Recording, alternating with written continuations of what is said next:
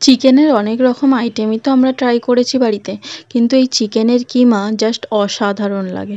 একবার বাড়িতে বানিয়ে দেখো। আমি এখানে 350 গ্রাম চিকেনের কিমা বানিয়ে নিয়েছি। এটা দোকান থেকেও করিয়ে আনতে পারেন বা বাড়িতে মিক্সচারে পেস্ট করে নিতে পারেন। একটা বড় সাইজের পেঁয়াজ কুচি কুচি করে নিয়েছি, একটা বড় সাইজের টমেটোর পিউরি বানিয়ে নিয়েছি, টক দই নিয়েছি 2 চামচ, আর নিয়েছি আদা রসুন বাটা।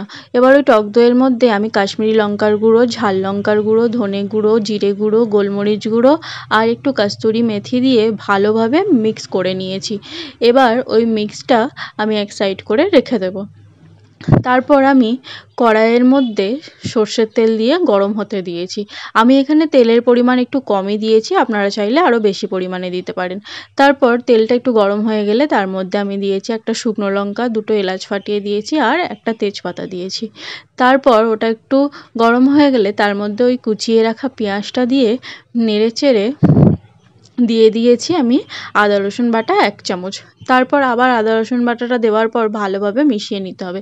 তারপর দিয়েছি একটু কাশ্মীরি লঙ্কার গুঁড়ো, যাতে কালারটা খুব সুন্দর আসে। তারপর ভালোভাবে সবগুলোকে মিশিয়ে নিয়ে যখন তেল ছাড়তে থাকবে তখন তার মধ্যে ওই টমেটোর পিউরিটা দিয়ে দিয়েছি। তারপর আবার নাড়াচাড়া করতে থাকতে হবে, আর যখন তেল ছাড়তে শুরু করবে তখন তার দইয়ের মধ্যে মেশানো মশলাগুলো দিয়ে আবার ভালোভাবে কষাতে হবে যতক্ষণ পর্যন্ত না তেল ছাড়ছে।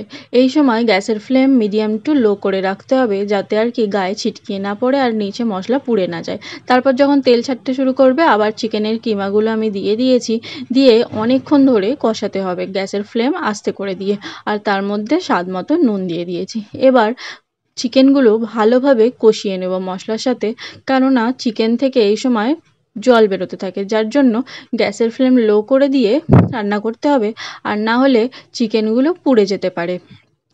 এবার এই রান্নাটা যত বেশি কষানো যাবে ততই কিন্তু ভালো লাগবে খেতে। তারপর অনেকক্ষণ ধরে কষানোর পর যখন একটু তেল ছাড়তে লাগবে তখন তার মধ্যে আমি পরিমাণ মতো জল দিয়ে দেবো, যাতে আর কি চিকেনগুলো সব সিদ্ধ হয়ে যায়। তারপর জল দিয়ে একটু নাড়াচাড়া করে আবার ঢাকা চাপা দিয়ে ফুটতে দেব। সময়ও কিন্তু গ্যাসের ফ্লেম একদম কমিয়ে রাখতে হবে, না হলে পুড়ে যেতে পারে।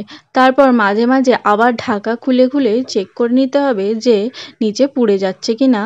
এরকমভাবে বারবার দেখে নিয়ে যখন দেখতে পাবো যে চিকেনগুলো ভালোভাবে সিদ্ধ হয়ে গেছে আর চিকেনটা শুকিয়ে এসেছে আর একটু তেল ছাড়তেও শুরু করেছে, তখন তার মধ্যে আমি কাঁচা লঙ্কা গোটা গোটা দিয়ে দিয়েছি আর কুচানো ধনেপাতা দিয়েছি। কাঁচা লঙ্কা দেওয়াটা একদমই অপশনাল, আপনারা চাইলে স্কিপও করে যেতে পারেন।